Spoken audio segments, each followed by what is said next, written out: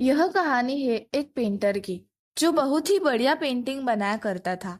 वह पेंटर रोज रात में एक पेंटिंग बनाता था और सुबह उसे बेच दिया करता था। वो रोज अपनी बनाई हुई पेंटिंग को 500 रुपए में बेचता था, क्योंकि उसकी पेंटिंग 500 रुपए में ही बिकती थी। और ऐसा करते हुए वह महीने के 15,000 रुपए कमा लेता था। अब धीरे धीरे वो पेंटर बूढ़ा होने लगा। जब वो पेंटिंग बनाता तो उसके हाथ कांपने लगते। फिर उसने सोचा कि वो अपने बेटे को पेंटिंग बनाना सिखाएगा। उसने अपने बेटे को ट्रेनिंग शुरू की और वो उसे पेंटिंग बनाना सिखाने लगा कि पेंटिंग में कलर कैसे भरते हैं, पेंटिंग बेचते कैसे हैं और उसे और भी ज्यादा अट्रैक्टिव कैसे बनाते हैं। अब धीरे धीरे उसका बेटा भी पेंटिंग बनाना सीख रहा था। एक दिन उस पेंटर के बेटे ने अपनी पहली पेंटिंग बनाई और वो उसे बेचने निकला। जब वो घर आया तो उसने अपने पिता से कहा कि पिताजी, मैंने जो पेंटिंग बनाई थी वो मैंने 100 रुपए में बेच दी है। उसके पिताजी उसकी बात सुनकर बहुत खुश हुए, लेकिन बेटा जो था वो उदास था। उसके पिताजी ने जब उससे पूछा कि तू उदास क्यों है, आज तूने अपनी पहली पेंटिंग बेची है, तो उसके बेटे ने कहा कि पिताजी, आप अपनी पेंटिंग को 500 रुपए में बेचते थे और मैंने तो सिर्फ 100 रुपए में ही बेची है। जरूर आप कुछ ऐसा जानते हैं जो मैं नहीं जानता हूँ। आप मुझे और भी अच्छे से सिखाइए।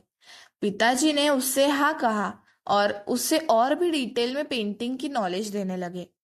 अगले दिन जब लड़का अपनी बनाई हुई पेंटिंग बेचने गया तो पेंटिंग 200 रुपए की बिकी। वो खुशी खुशी अपने पिता के पास गया और उन्हें 200 रुपए देकर वो अपनी अगली पेंटिंग को और भी अच्छे से बनाने लगा। अब जब उसने अपनी तीसरी पेंटिंग बेची तो वो पेंटिंग 300 रुपए की बिकी। अब कई दिनों तक उसकी पेंटिंग 300 रुपए की ही बिक रही थी, लेकिन वो अपने पिता से रोज पेंटिंग के बारे में नई नई चीजें सीख रहा था।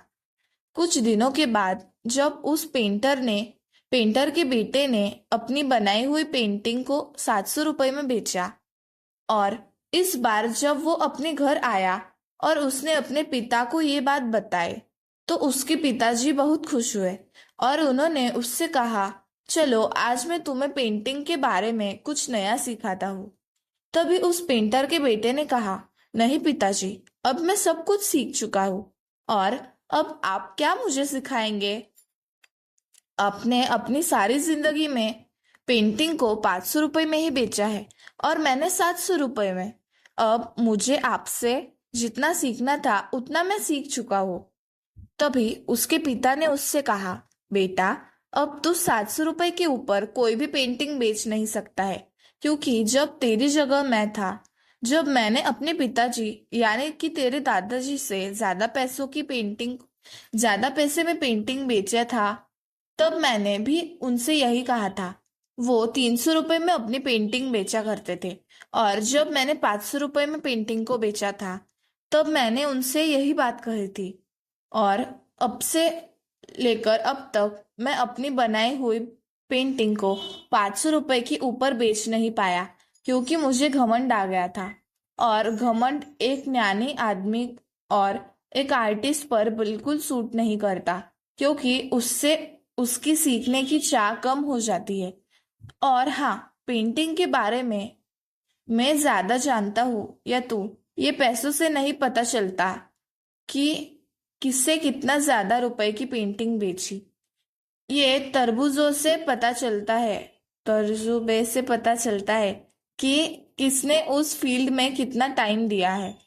तो इस कहानी में हमें ये सीख मिलती है कि घमंड जो है वो हमसे हमारी सफलता को छीनता ही है, लेकिन सबसे पहले वो हमारा ज्ञान छीनता है। क्योंकि घमंड आने पर ज्ञान कम होने लगता है, क्योंकि सीखना बंद हो जाता है।